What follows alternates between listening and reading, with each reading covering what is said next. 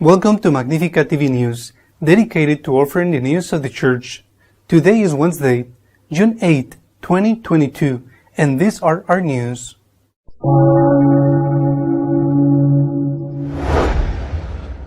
The Pope has appointed 21 Cardinals. Among them is the Bishop of San Diego, an advocate of allowing Catholics, abortionists, politicians to receive communion.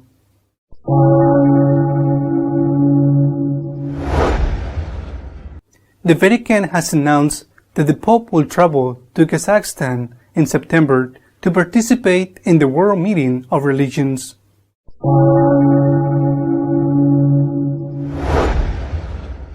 The Diocese of Toulon, in French, will not be able to ordain priests and deacons scheduled for this month by the decision of the Congregation of Bishops.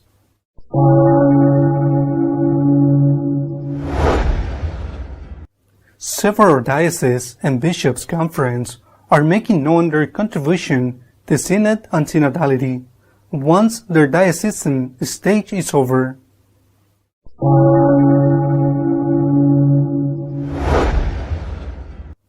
A Republican congressman has reminded those who are outraged by gun attacks the abortion deaths are far more.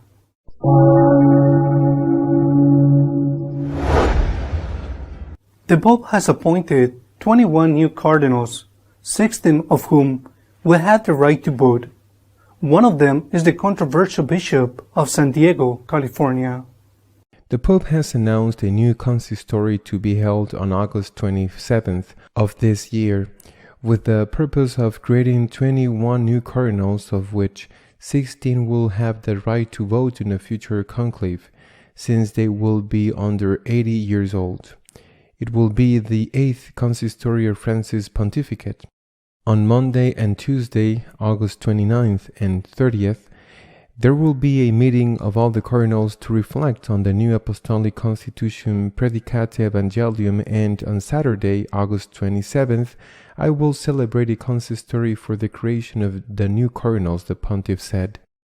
Among the new cardinals are 3 heads of dicasteries of the Roman Curia, including the Englishman Arthur Roach, prefect of the Congregation for Divine Worship, the Korean Lazarus Yu Hin-sik, prefect of the Congregation for the Clergy, and the Spanish Fernando Verges Alzaga, president of the Pontifical Commission for Vatican City-State and the Gobernatorato.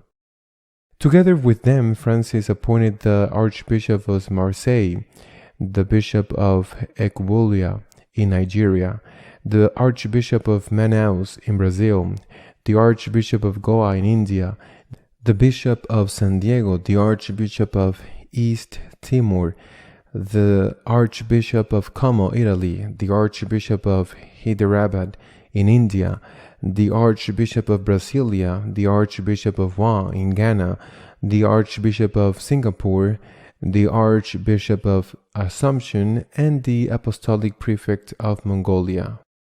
With them, 5 people over 80 years of age will also receive the red biretta, who therefore will not be able to be electors in a possible conclave. The most striking appointment was that of the Bishop of San Diego, a fervent advocate of allowing Catholic politicians who support abortion to receive communion. The Pope has also announced that on the 20th, between the consistory and the meeting with the cardinals, he will travel to L'Aquila in Italy, where Celestine V, the Pope who resigned in the Middle Ages and spent the rest of his life locked up in a cloister, is buried.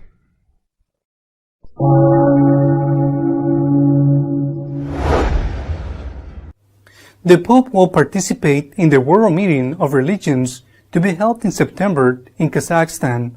In July, he will go to Canada, Congo, and South Sudan. The Vatican had already announced 2 trips of Pope for the month of July, one to Canada and the other to 2 African countries, Congo and South Sudan. 2 trips that will test the health of the 85-year-old pontiff. Now he has announced that in September he will go to Kazakhstan, one of the independent republics that broke away from the former Soviet Union. Its capital, Astana, will host the World Congress of Religions, and the pontiff will take part in it. The first Congress of World Religions was held in Astana in 2003 based on the model of the Day of Prayer for Peace in the World, convened in Assisi by John Paul II in January 2002 to reaffirm the positive contribution of different religious traditions to dialogue and harmony among peoples.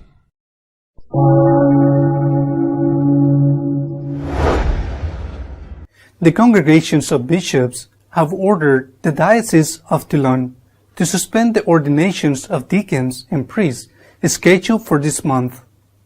Bishop Dominique Ray, Bishop of Toulon, issued a statement to announce that the dicastery for bishops, presided over by Cardinal Marc Ouellet, has ordered him not to proceed with the ordinations that were to be carried out at the end of this month of June. In that diocese, 6 priests were ordained in 2021 and 8 the previous year. For several years, the number of candidates for the priesthood in the seminary has been one of the highest in France.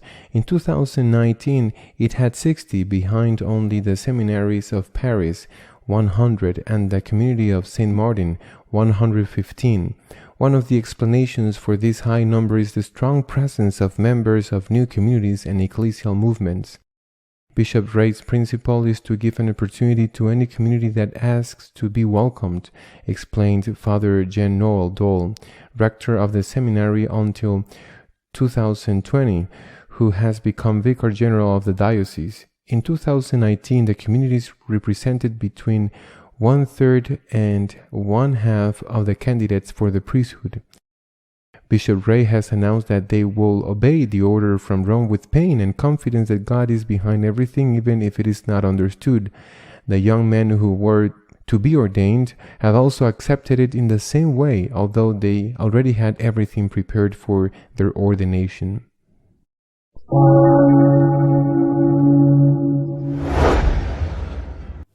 Some dioceses and Episcopal Conference have made known their contribution to the Synod on Synodality. Switzerland and Barcelona advocate the female priesthood. The Swiss Episcopal Conference has presented the conclusions that it will present to the Synod on Synodality. The faithful who gave their opinion in the diocesan phase demand the full participation of women and a more just inclusion of the divorced and remarried or of people from the LGBTI community. Within the Alpine country, the issues specific to women in the synodal report were dominated by the German-speaking part of Switzerland. In contrast, from French-speaking Switzerland and Italian-speaking Switzerland, it was said that the whole synodal process must be understood as a spiritual process. Other dioceses have also made their conclusions known. In Spain, the Archdiocese of Barcelona has done so. Among the contributions included in the text are the requests for the suppression of priestly celibacy and the ordination of women.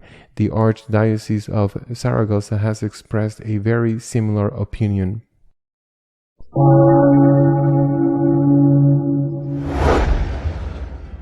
After the gun attacks in the United States, voices have been raised against the gun trade. A congressman reminds that abortion is more serious. Congressman Billy Long of Missouri has reminded those protesting the sale of firearms with which attacks are committed that the murder of 63 million babies in abortions has destroyed the respect for human life that existed before Roe v. Wade.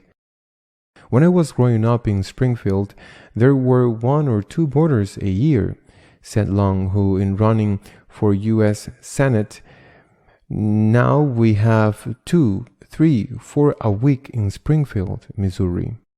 So something has happened to our society. I go back to abortion when we decided it was okay to murder children in their mother's wombs. Life has no value to many of these people. Figures from the National Right to Life Committee show that 63.5 million babies have been killed in abortion since the Supreme Court legalized abortion in Roe v. Wade in 1973. 900,000 babies are killed in abortions each year in the United States alone. This is more than the population of the most populous state in our country, California, and a figure greater than the combined population of our 23 least populous states, says National Right to Life Education Director Randall O. Bannon. To get another sense of the enormity of that loss, a nation with a population of 63 million would rank 23rd on the list of the world's most populous countries. It would rank ahead of countries such as Italy, Spain, Kenya, South Africa, Saudi Arabia, Iraq, Argentina, Colombia, Venezuela, South Korea, and Canada.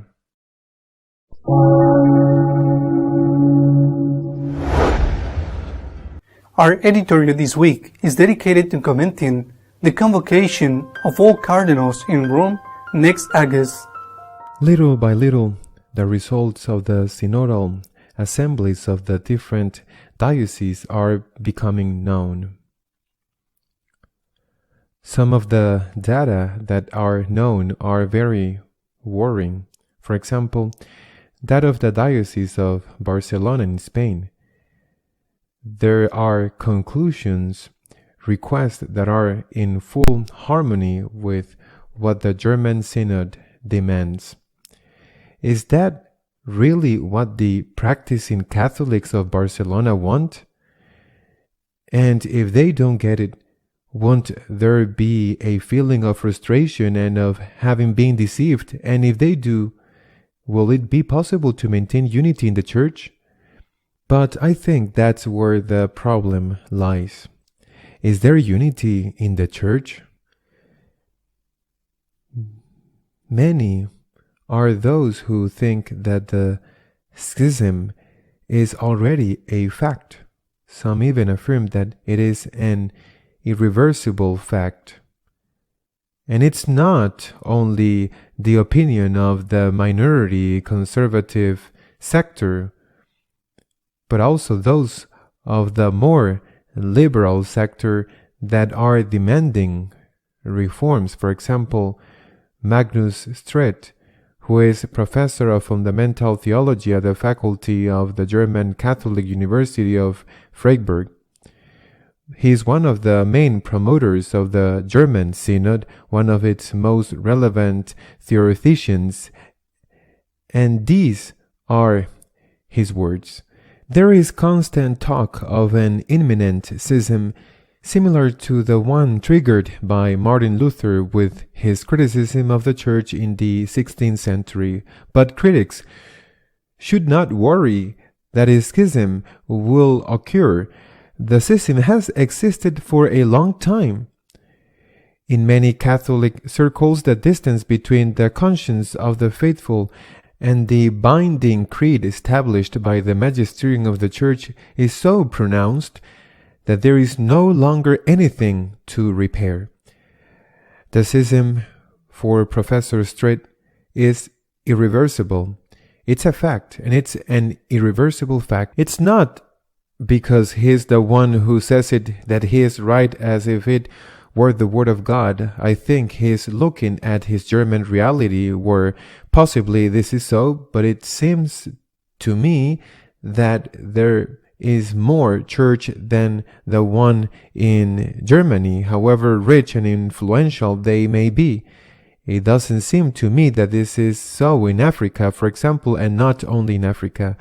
But I have no doubt that what he says is true in a wide sector of the Church.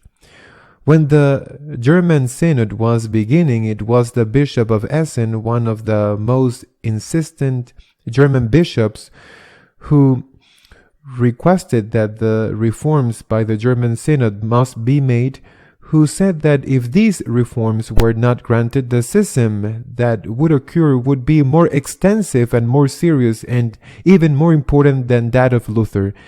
I repeat, it's possible that he has a perception that is not global.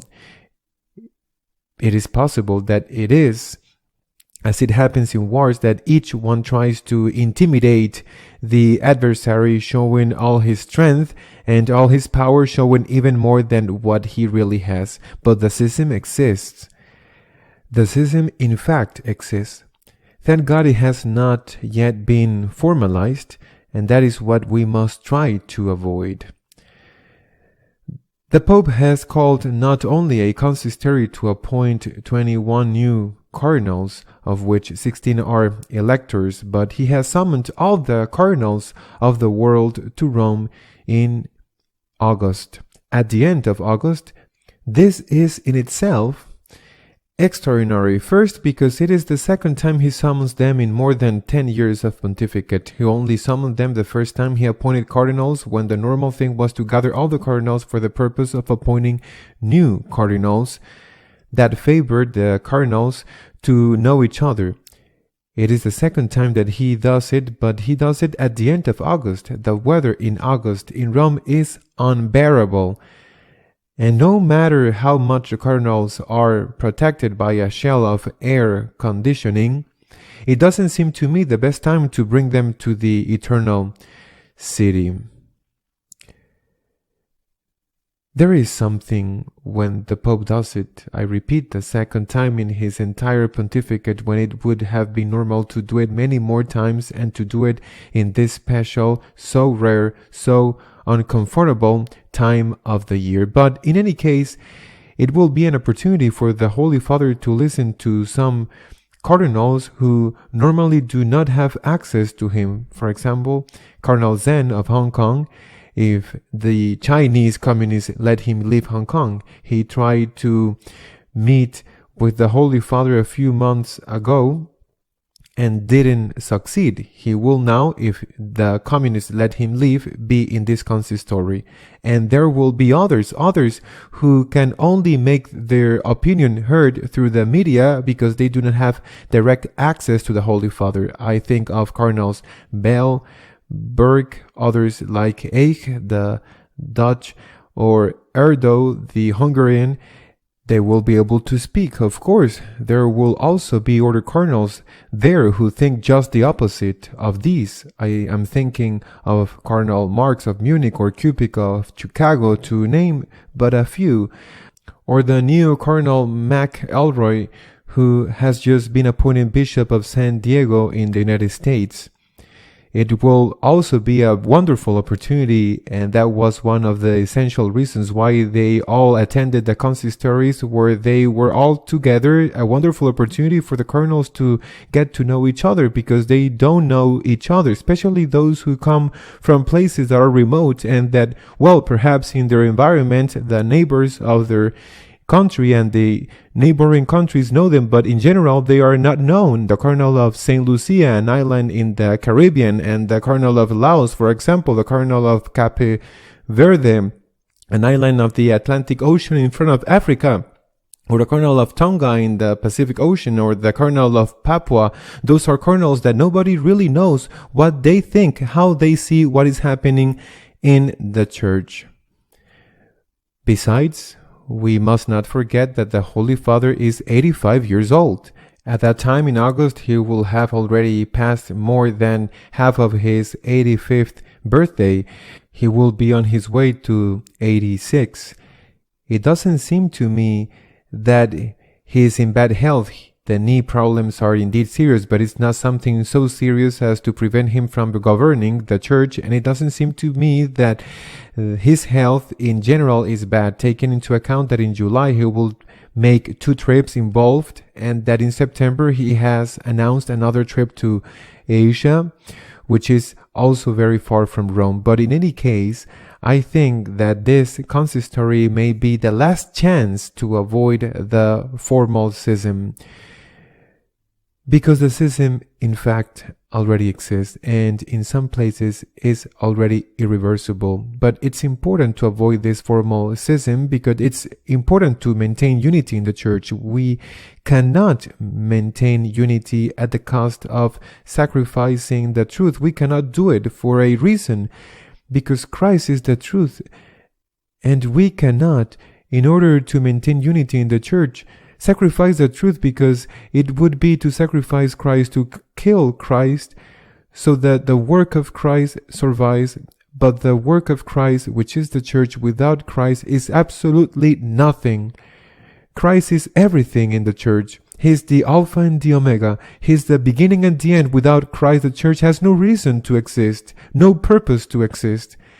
That is why we cannot sacrifice the truth that is Christ to maintain unity in the church. But at the same time, we have to do everything possible.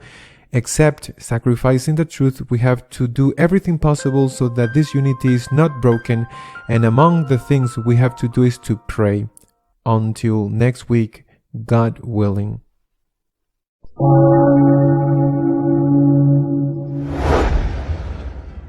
If you wish to be up to date on what is happening on the church, you can follow us on our news page, www.magnificat.tv.